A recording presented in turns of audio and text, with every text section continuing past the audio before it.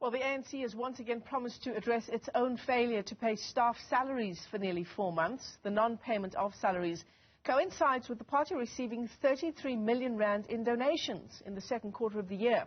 The donations came to light in the Independent Electoral Commission's report, in line with the terms of the Political Party Funding Act. Newzroom Afrika's senior politics reporter Ziyanda Ngcobo has more. ANC employees chanting for a visibly absent Treasurer General Paul Mashatile to come and explain why they haven't been paid in nearly 4 months. Really, it is unfair. It's unfair and it's disappointing for the leadership that they are able to fundraise when it comes to elections and other activities. But when it comes to the welfare of staff, they seem not to care. I mean, to even have a meeting in a hotel, it means there's money to pay a hotel. Now, it means if there was no money completely, the ANC could meet in Luthuli House to show that there is no money. But there is money.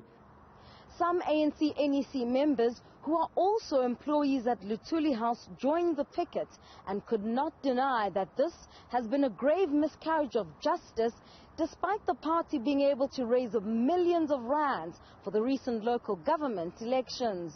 No one has been able to account for what happened to the money raised by the crowdfunding initiative started by the party. It's an indictment. It's an indictment. We are coming here as NEC members to stand with the employees, the staff. We are also staff of the ANC.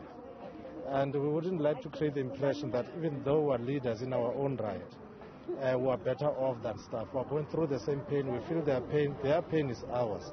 And your question demonstrates an indictment. The ANC has got to act and take care of its staff members.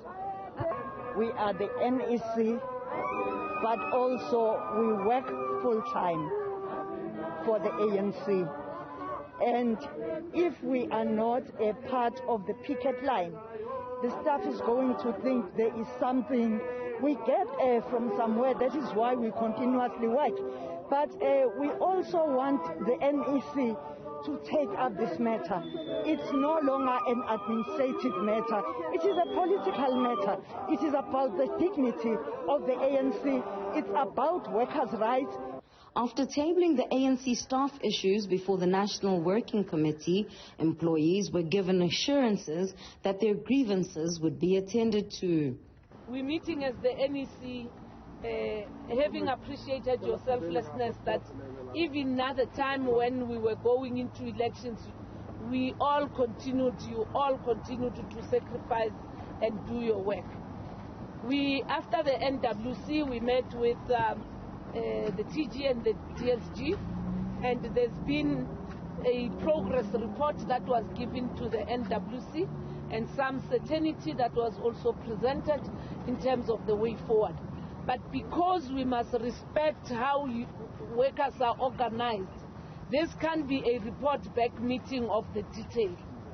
But this is just an assurance that the matter is now, for the first time, and thanks to you, before an NWC and also in the NEC. It is not just a matter of the TGO, the SGO, and Abasebenzi. So what has been indicated is that there's going to be a meeting on Tuesday.